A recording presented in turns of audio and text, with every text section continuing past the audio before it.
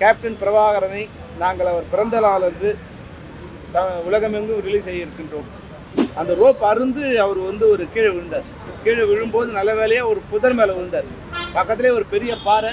Captain எப்பயுமே சென்டிமெண்ட்டாக ஒரு shot வந்து வீட்டில் எடுக்கணும் பார். அப்போ அந்த ஒரு சின்ன ஒரு சந்து மாதிரி இருக்கும். அங்கே வந்து ரம்யா கிருஷ்ணன் டைரக்டர் சார் எல்லாம் வந்திருந்தாங்க. அதை இப்போ நினச்சாலும் எனக்கு வந்து அந்த பசுமையான நினைவுகள் ஒவ்வொன்றும் என் கண் முன்னாடி வந்து போகுது. விஜயகாந்த் அண்ணல் விஜயகாந்த் அவர்கள் வந்து காப்பாற்றுவார் என்ற நிலைமையை உருவாக்கினவர் வந்து எங்கள் அண்ணன் வந்து ஆர்கே செல்வமணி அவர்கள். ஆனால் நம்ம கேப்டன் மட்டும் அவர் இறந்ததுலேருந்து இன்ன வரைக்கும் அவருடைய ஆலயத்துக்கு மக்கள் அளவழிச்சிருக்காங்க. எல்லாருக்கும் வணக்கம். நம்ம கேப்டன் அவர்களோட புகழை 30 ஆண்டுகள் கழித்து, ஏறக்குறைய 34 ஆண்டுகள் கழித்து மறுபடியும் தமிழகமெங்கும் அல்லாது உலகமெங்கும் அவர் புகழை நிலைநிறுத்த கேப்டன் பிரபாகரனை நாங்கள் அவர் பிறந்த நாளன்று உலகமெங்கும் ரிலீஸ் செய்யிருக்கின்றோம். டிஜிட்டல் முறையில் நாங்கள் வந்து முதல்ல ஃபிலிமில் அதை ஷூட் பண்ணியிருந்தோம். இப்போ அதை நல்லா டிஜிட்டல் பண்ணி உலகமெங்கும் இப்போ ரிலீஸ் பண்ண இருக்கோம்.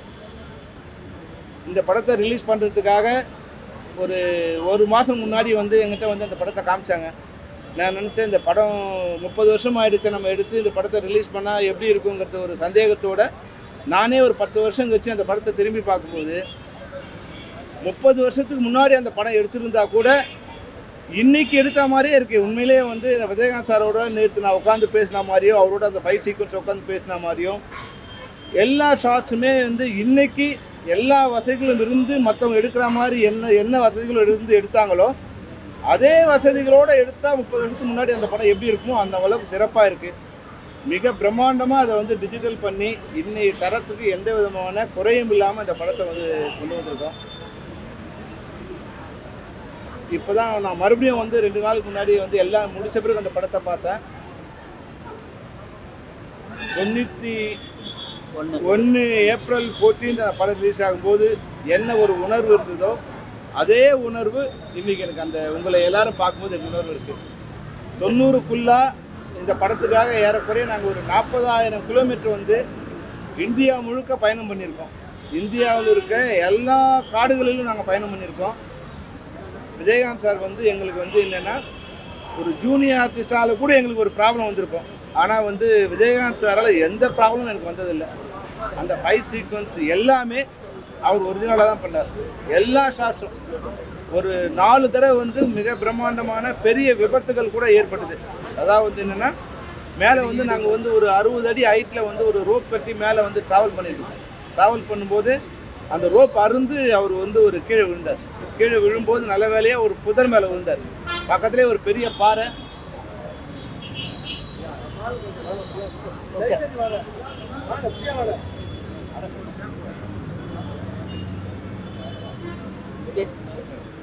ஒரு பெரிய பாறை, அந்த பாறை மேலே விழுந்திருந்தாருன்னா உண்மையாகவே அது வந்து அன்றைக்கி நாங்கள் வந்து கேப்டனையே பார்க்க முடியாமல் கூட போயிருக்கோம். ஆனால் கடவுளோட அருளால் வந்து அந்த புதர் மேலே விழுந்தார். விழுந்து அப்படி உடனே எழுந்து நின்றார். உடனே அவருக்கு ஆனால் வந்து பேக் போனில் ஒரு சின்ன ஒரு பெயின் வந்துடுச்சு. மெதுவாக எழுந்து கை மேலே வந்து ஷோல்டர் மேலே கை வச்சுக்கிட்டு செல்வமணி உடனே அடுத்த ஷாட் எடுத்துரு, ஒரு க்ளோஸ்அப் மாதிரி ஏதாவது இப்போ எனக்கு அடிபட்டுச்சுன்னா ஸ்டன் மாஸ்டர் வந்து அடுத்த சீக்வன்ஸ் இது மாதிரி பிரமாணமாக பண்ண மாட்டார் அப்படின்னு வந்து என் தோளில் கை போட்டு அப்படியே ஒரு 2 நிமிஷம் நின்னார். என்கிட்ட ஏதோ பேசுகிற மாதிரி நடித்தார். உண்மையில் அவருக்கு சொல்ல முடியாத வலி. அப்படியே நின்றுட்டு ஒரு க்ளோஸ்அப் எடுக்க சொன்னார். எடுத்துகிட்டு என்னையே வந்து பிரேக் பண்ண சொன்னார். நான் ஒன்று சார்கிட்ட சொன்னேன், சார் நீங்கள் வந்து உங்கள் ஷாட் முடிஞ்சிடுச்சு, நீங்கள் போங்க, நாங்கள் வேறு ஷாட்லாம் எடுக்கணும்னு சொல்லிட்டு அவர் வந்து அனுப்பிச்சி வச்சுட்டு வேறு ஷாட்லாம் எடுக்க ஆரம்பித்தோம். மாஸ்டருக்கே வந்து என்ன நடக்குதுன்னு தெரியல. என்ன செல்வமணி நம்ம ஷார்ட்ஸ் எடுக்க இன்னும் கொஞ்சம் பேலன்ஸ் இருக்குன்னாரு. நான் சொன்னேன், இல்லை சார் ஆர்டிஸ்ட்லாம் வேறு ஆர்டிஸ்ட் இருக்காங்க, ரம்யா கிருஷ்ணன் அதில் இருக்காங்க, அவங்க ஈவினிங் வந்து கொஞ்சம் வெளியே போகிறாங்க சார், அதனால் அவங்க ஒர்க்கை முதல்ல முடிச்சுக்கணும்னு சொல்லி அப்படியே பேட்ச் பண்ணி அமைச்சேன். அதாவது தனக்கு அடிபட்டால் அந்த விஷயம் வெளியே தெரிஞ்சால் ஸ்டன் மாஸ்டர் அடுத்த ஷாட்டை வந்து இது மாதிரி வந்து ரிஸ்கான் ஷாட் எடுக்க மாட்டாருங்கிற ஒரு இதில் வந்து அந்த விஷயத்தையே வெளியே தெரியாமல் வந்து எங்களோட நடித்தார். இது மாதிரி நான் வந்து ஒரு 100 விஷயத்தை நான் சொல்லலாம்.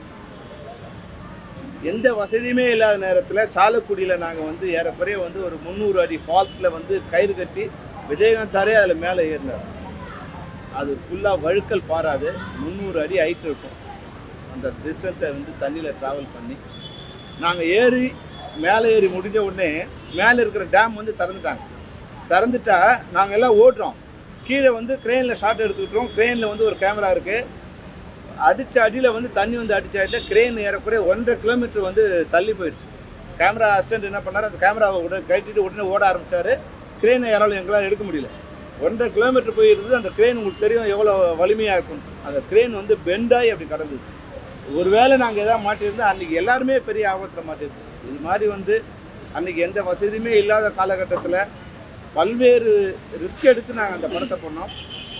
இன்றைக்கி அந்த கஷ்டம் வந்து இன்றைக்கி அந்த படம் பார்க்கும்போது கூட நேற்று தான் அந்த படம் எடுத்த மாதிரி இருக்குது.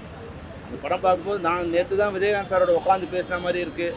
ஒரு ஷாட்டும் வந்து அது ட்ரெயின் ஷாட்டாக இருக்கட்டும், குதிரை ஷாட்டாக இருக்கட்டும், இல்லை கோயம்புத்தூரில் வந்து அந்த ரோட்டில் நீங்கள் பார்த்தீங்கன்னா இன்றைக்கெலாம் கோயம்புத்தூர் ரோட்டில் வந்து பிளாட்ஃபார்மில் கூட நடக்க முடியாது. நாங்கள் வந்து மெயின் ரோட்லேயே அன்றைக்கி வந்து விஜயகாந்த் சார் கலெக்டர்கிட்ட பேசி ஒரு பர்மிஷன் வாங்கி கொடுத்தாரு. ராவுத்தர் வந்து எங்கிட்ட வந்து சண்டை போட்டார். டேய் உனக்கு வந்து பணத்தை நான் வந்து காரில் அனுப்பிச்சா பண்ண முடியாதுடா, ட்ரெயினில் தாண்டா அனுப்பணும் உனக்கு பணத்தை. அந்த அளவுக்கு வந்து பல்வேறு இதில் வந்து நான் வந்து காம்ப்ரமைஸ் இல்லாமல் அந்த படத்தை எடுத்து முடித்தோம். ஆனால் அதுக்கெல்லாம் இன்றைக்கி அந்த படம் பார்க்கும்போது இன்றைக்கி வந்து ரிலீஸ் பண்ணுறோன்னு சொன்ன உடனே இன்றைக்கி ரிலீஸ் ஆகிற படத்துக்கு கூட இல்லாத அளவுக்கு டிமாண்டு. எல்லா டிஸ்ட்ரிபியூட்டர்ஸும் வந்து அந்த படத்தை வந்து ப்ரொடியூசர் சொன்னார், சார் எல்லா ஏரியாவுமே வந்து நான் கொடுத்தாச்சு சார். ஏறக்குறைய 500 தேட்டர் வந்து நாங்கள் வந்து இதை பிளாக் பண்ணியிருக்கோம் சார். ஒவ்வொருத்தருமே வந்து பழைய டிஸ்ட்ரிபியூட்டர் எல்லாருமே ஃபோன் பண்ணி எங்களுக்கு படம் கொடுங்க, எங்களுக்கு படம் கொடுங்க கேட்குறாங்க. அதாவது படத்தை கூவி விற்க வேண்டிய இந்த காலகட்டத்தில் 30 வருஷம் கழிச்சு கூட இந்த படத்துக்கு இவ்வளோ பெரிய டிமாண்ட் இருக்குன்னா அது வந்து விஜயகாந்த் அவரோட உழைப்பும் அவரோட ஆசையும் தான் காரணம். இன்றைக்கி உங்கள் எல்லாரோடைய பார்வைக்கு அவரோட பிறந்தநாள் இன்னைக்கு ஆகஸ்ட் 25 ஐயா சாரோட பிறந்தநாள் 22ஆம் தேதி இந்த படத்தை வந்து தமிழகம் எங்கும் மட்டும் இல்லாமல் உலகமெங்கும் நான் ரிலீஸ் பண்ணோம். அதுக்கு தான் நான் வந்து அன்னிக்கிட்ட கை கேட்டேன், அம்மா நாங்கள் வந்து படம் ரிலீஸ் பண்ண போகிறோம், நீங்கள் வந்து உங்களை வாழ்த்து தெரிவிக்கணும்னு. அவங்க சொன்னாங்க நாங்கள் சைனாவில் இருக்க சொல்ல முடியும்னாங்க. சைனாவில் இருந்தாலும் நீங்கள் வந்த பிறகு நாங்கள் வச்சுக்கிறோம் அப்படின்னு. இன்றைக்கி மாவுளி அம்மா வச்சு அவருக்கு நான் கொஞ்சம் சாமிலாம் படைக்கணும்னாங்க. நீங்கள் படைச்சிட்டு வாங்க, நாங்கள் வெயிட் பண்ணுறோம், நீங்கள் இருந்து எங்களுக்கு வாழ்த்து தெரிவிக்கணும். பிரபாகரன் இந்த படம் பிறக்கும் ஷூட்டிங் முடியும் போது தான் பிரபாகரன் பிறந்தான்.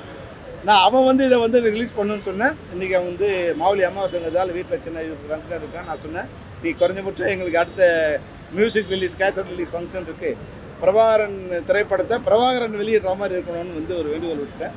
அவர் வந்து நிச்சயமாக பண்ணால் அன்றைக்கி 34 வருஷம் முன்னாடி பிரபாகரனை ரிலீஸ் பண்ணோம். இன்றைக்கி பிரபாகரன் ரிலீஸ் பண்ணுறதுக்கு ஒரு படம் வந்துருக்கு. அது வந்து வகையில் உண்மையாகவே வந்து பிரபாகரன் கூட நாங்கள் வந்து படைத்தாழ்வன் படம் பார்க்கும்போது சொன்னேன், விஜயகாந்த் சார் வந்து எந்த அளவுக்கு ஃபைட் பண்ணுவாரோ அந்த அளவுக்கு வந்து அப்பாவே இறங்கி ஃபைட் பண்ண மாதிரி இருக்குமா இந்த வந்து சண்முக பாண்டியன் படம் பண்ணும்போது அவ்வளோ பிரமாண்டமாக வந்து இந்த படம் பண்ணியிருக்காங்க. அது மாதிரி பிரபாகரனும் இந்த நல்லா அவங்களுக்கு ஞாபகம் இருக்குமா இல்லைன்னு தெரியல, நாங்கள் வந்து அவங்க வீட்டுக்கு பின்னாடி வந்து ஸ்டுடியோவில் வந்து ஒர்க் பண்ணிட்டு இருக்கோம். கிளைமாக்ஸ் ஃபைட் எடுத்துக்கிட்டு இருக்கோம்.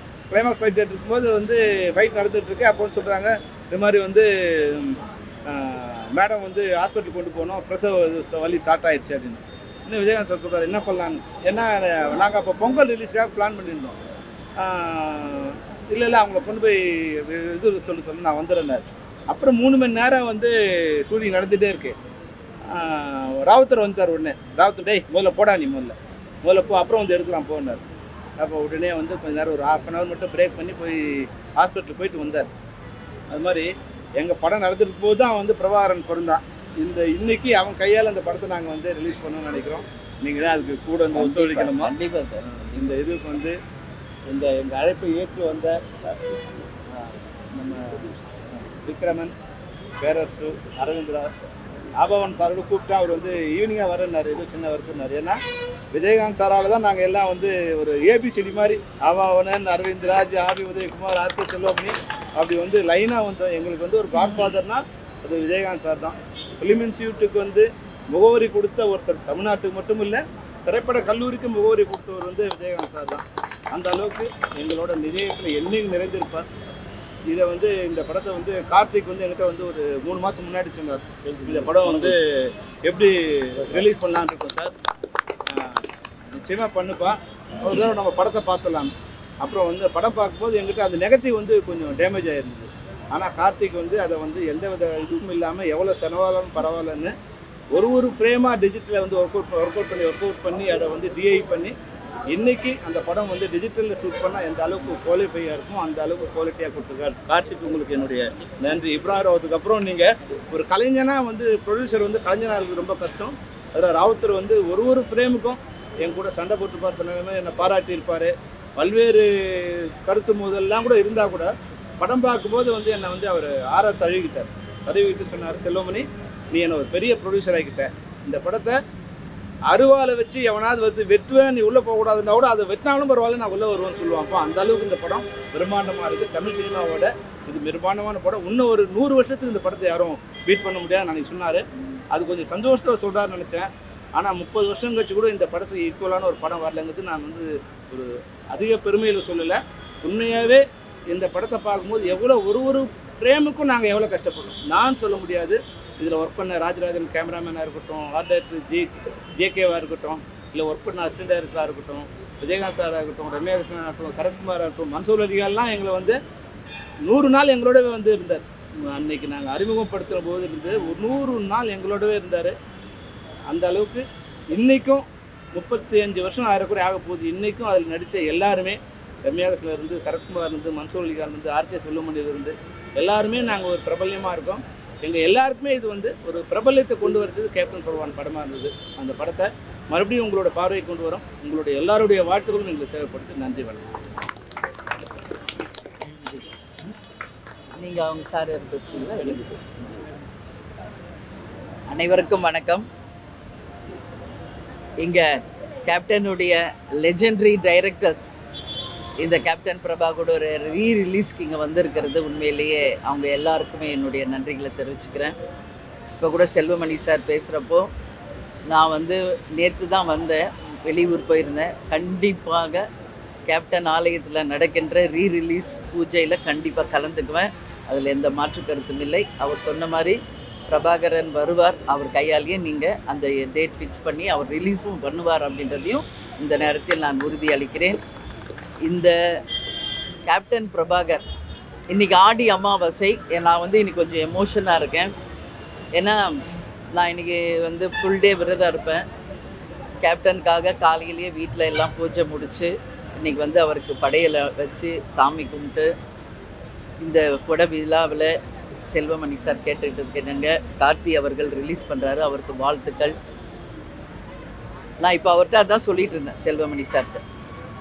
கேப்டனுடைய பிளெஸ்ஸிங்ஸ் இன்றைக்கி 100% இன்றைக்கி ஆடி அமாவாசையில் இந்த படத்துக்கும் நம்ம டைரக்டர்ஸ்க்கும் திரையுலகுக்கும் கிடச்சிருக்குது என்பதில் எந்த மாற்று கருத்தும் இல்லை. கருடராக அவரே வந்து ஆசீர்வாதம் பண்ணார். அதனால் நிச்சயமாக மீண்டும் இந்த படம் எல்லார் ஆதரவோடும் மிக பிரம்மாண்டமான வெற்றி பெறும் என்பதில் எனக்கு எந்த டவுட்டுமே இல்லை. அதை இப்போ நினச்சாலும் எனக்கு வந்து அந்த பசுமையான நினைவுகள் ஒவ்வொன்றும் என் கண் முன்னாடி வந்து போகுது. அன்றைக்கி செல்வமணி சார் வந்து நம்ம வீடு ரொம்ப சின்ன வீடு உங்களுக்கு தெரியும், அங்கே தான் கேப்டன் எப்பயுமே சென்டிமெண்ட்டாக ஒரு ஷாட் வந்து வீட்டில் எடுக்கணும்பார். அப்போ அந்த ஒரு சின்ன ஒரு சந்து மாதிரி இருக்கும். அங்கே வந்து ரம்யா கிருஷ்ணன் டைரக்டர் சார் எல்லாம் வந்திருந்தாங்க, அங்கே ஷூட் பண்ணாங்க.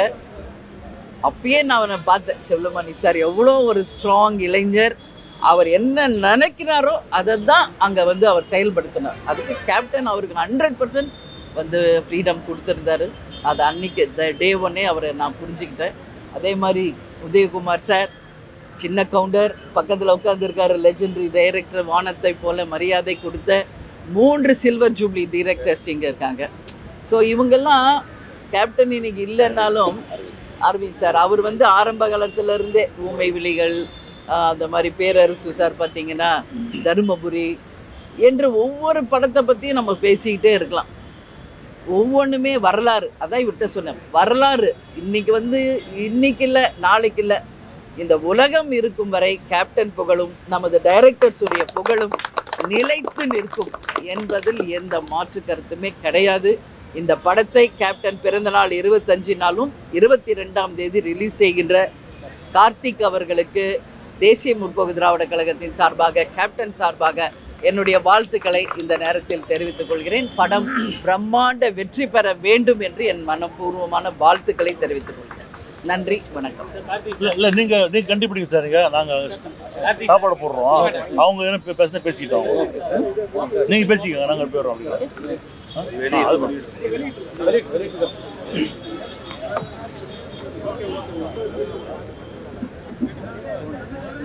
ஆனந்த் அவங்கள அப்படியே சொல்லு, அவங்கள பேசணுமா?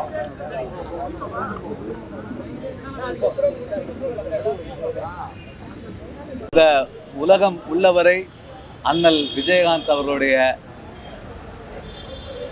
அவருடைய உருவம் நம் கண்ணில் என்றைக்கும் நிலைத்திருக்கும். அந்த உருவத்தை நம்ம சில பேரை மறக்கக்கூடிய நிலையிலலாம் இருக்கிறான். இப்போது இந்திய அரசியல் சட்டப்படி நிறைய பேர் இந்த இந்திய ஜனநாயகத்தை ஆண்டிருப்பாங்க. அந்த உருவங்கள்லாம் நிறைய பெரிய அந்த உருவங்கள்லாம் கூட நம்ம கண்ணில் மறைஞ்சிடும் சில நேரத்தில்.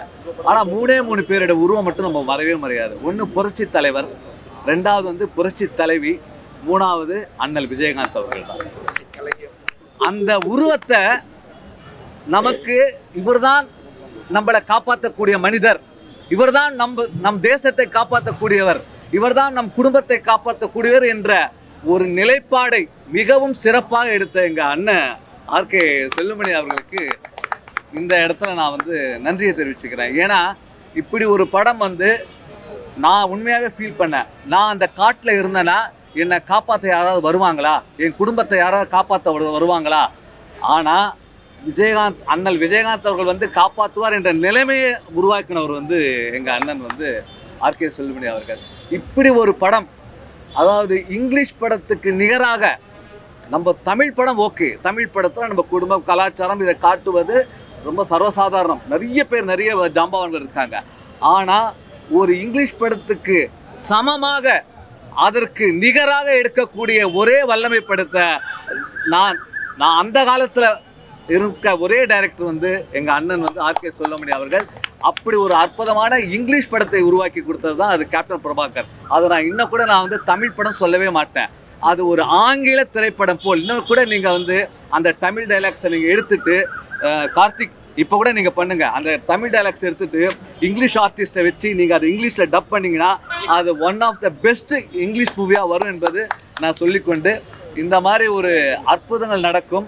அந்த அற்புதத்தில் இன்னைக்கு அண்ணல் விஜயகாந்த் அவர்களுடைய இந்த ஒரு நல்ல நாளில் இன்னைக்கு நடக்கிறது என்னன்னா, 32 ஆண்டுகளுக்கு அப்புறம் திரும்பியும் அவருடைய 100வது படம் அண்ணல் செல்லுமணி அவர்கள் இயக்கிய படம் மக்கள் கிட்ட திரும்பி ரிலீஸ் ஆக போகுது. மக்கள் இன்னைக்கு எப்படி சூப்பர் ஸ்டார் ரஜினிகாந்த் படத்தை பார்க்குறாங்களோ, இல்லை மற்ற புதிய கலைஞர்களுடைய படத்தை பார்க்குறாங்களோ, அதே போல் ஹவுஸ்ஃபுல்லாக எல்லா காட்சிகளும் ஓடக்கூடிய ஒரு நிகழ்ச்சியை மக்கள் தான் ஏற்படுத்தி கொடுக்கணும்.